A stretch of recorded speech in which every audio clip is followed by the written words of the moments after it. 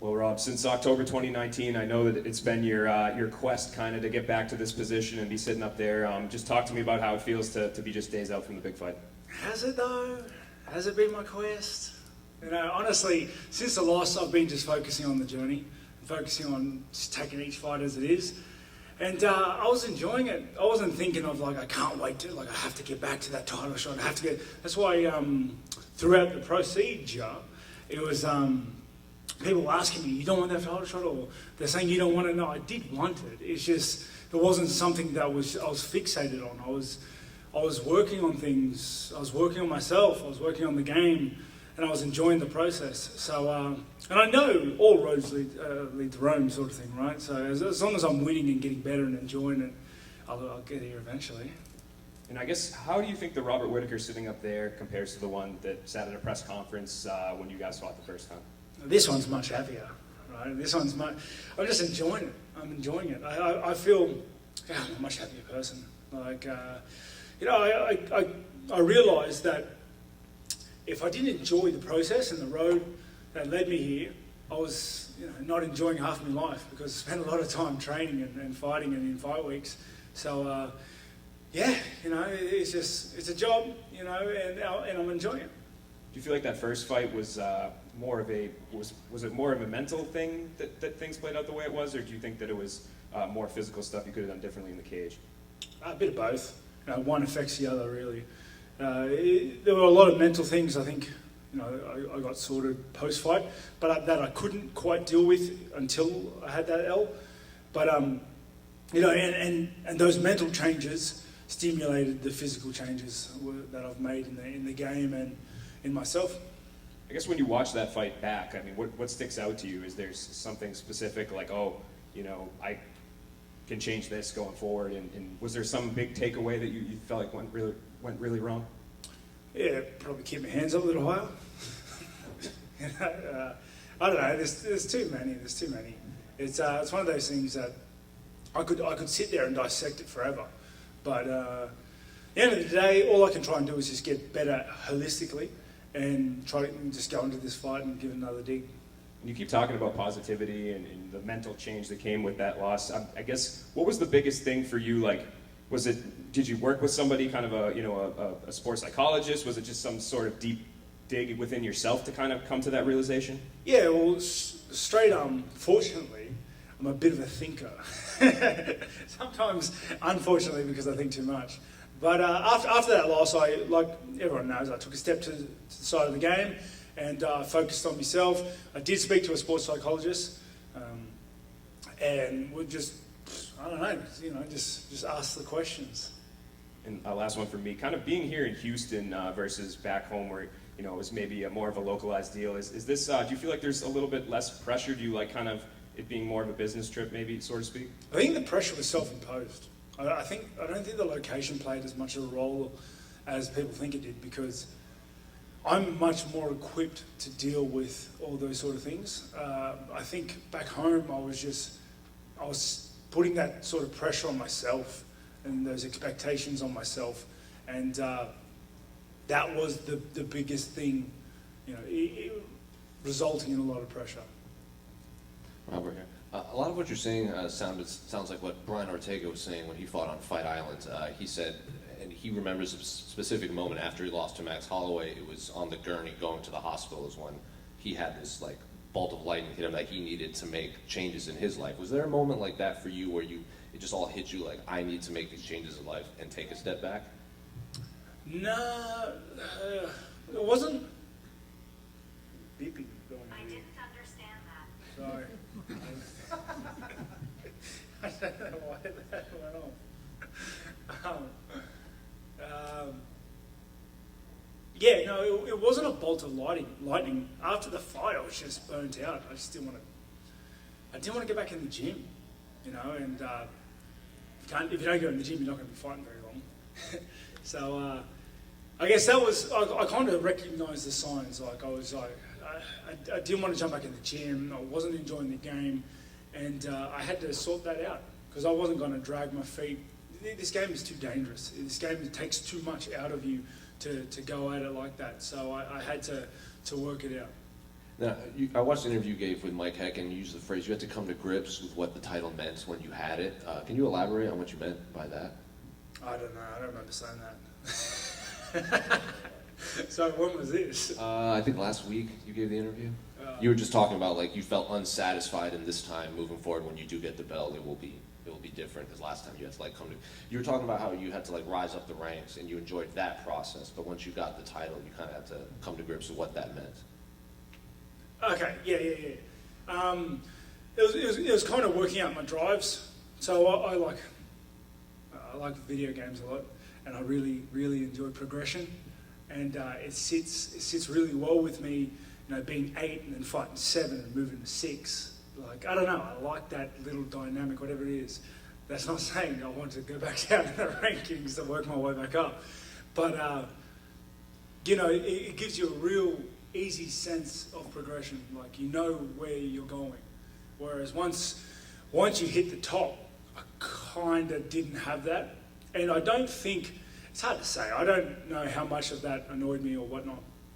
But I do think something had to change at that point. Something had to change, like the drive or the satisfaction in the process. Something had to change, and the change was not made before that fight. Finally, did we see it was your daughter's birthday on Embedded? You were like FaceTiming someone? Yeah, it was her birthday, so. She enjoyed? So before I left, we celebrated her birthday then. Because she was 3 turning 4, she didn't realise it wasn't her actual birthday, right? It's an important year. So we changed it. We changed her birthday. And then we were telling I was telling my wife, like, don't tell her happy birthday again, otherwise she's going to think she has 2 now. And she did anyway, so now she has 2 birthdays, and that's how it is. But like little girls, you know. Might come back to bite you next year then, right? It'll bite me for the next 50 years. Rob, you said you've set yourself free from fear or doubt. What have you done differently in this build-up, and how has your week been here in Houston? When did I say that? Oh, probably last week in another interview. Yeah, did I say fear? I feel like, did I say fear? I'm not scared. Doubt maybe. I don't remember saying that either. When am I doing these interviews? I guess, I guess moving forward, you take confidence in the training, in the camp, and the work's being done.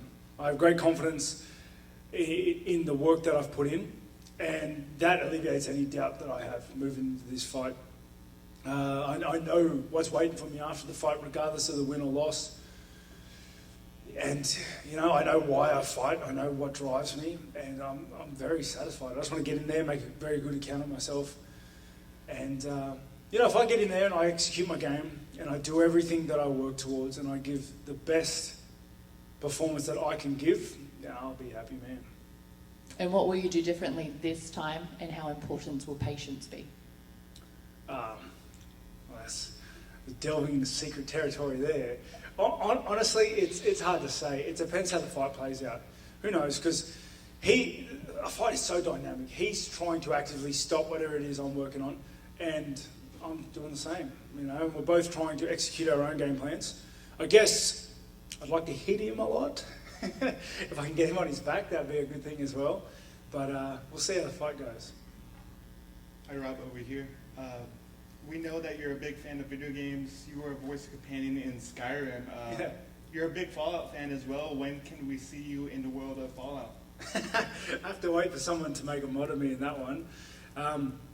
It was unbelievable to become a character in a game that I spent so much time on. Even this week, I've jumped back into an adventure just to fool around in, and it's a lot of laughs. It's a big thing. And another one from me, from Fallout, you're a big fan. What's your favorite 50s song from Fallout? Ain't that a kick in the head? Oh, it's a good one. Hey Robert, just over here. What's it been like training with Johnny Lewis? Did you bring him in for anything specific? For example, is his counter striking? He's just got a good head for the game. He's nurtured so many champions. He's just got an aura of confidence and I don't know. he's just got an aura around him. His personality is contagious, and to work in that environment and to have him mentoring and giving feedback, giving tips on how to change things just by the slightest margin to get so much more out of it. Yeah, I've had a lot of good work this camp. Did you bring him with you? No, I didn't. Ran out of corners. But plus, I don't think he likes traveling too much now. You know, it's one of those things. One more. What do you make of Josh Emmett? People want to change his nickname to the Fighting Falmer after Skyrim. Say this again. Josh Emmett, fans want to change his nickname to the Fighting Falmer based off of the Skyrim character. The little deformed elf. The Blind Goblin. Why do they want to do that? I guess they think he looks like a falmer.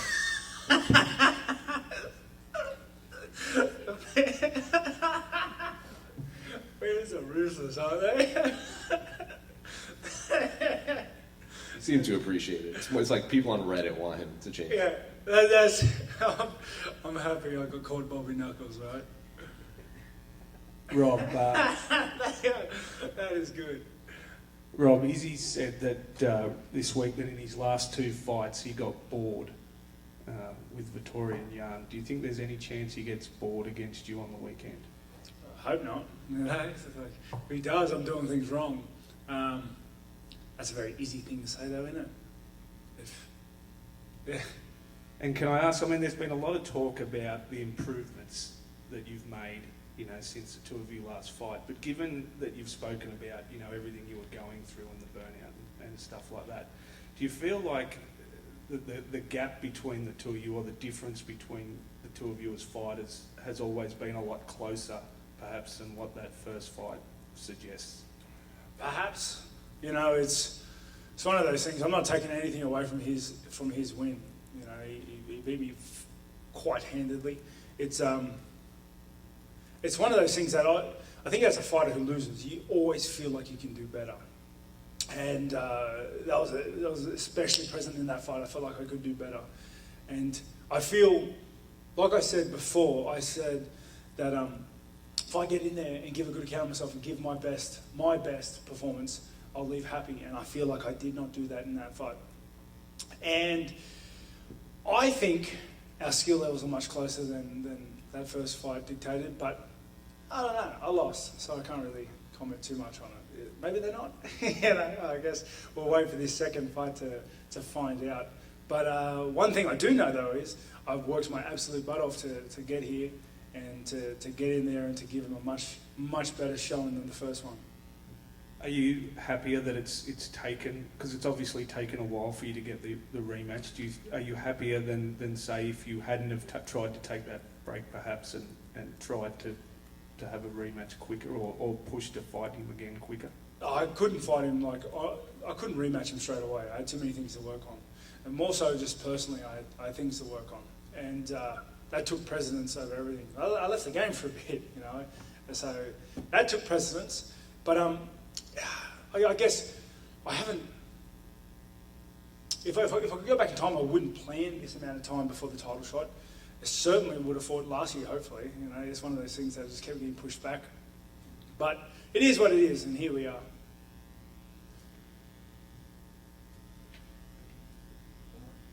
Do you have a prediction on how the fight will play out?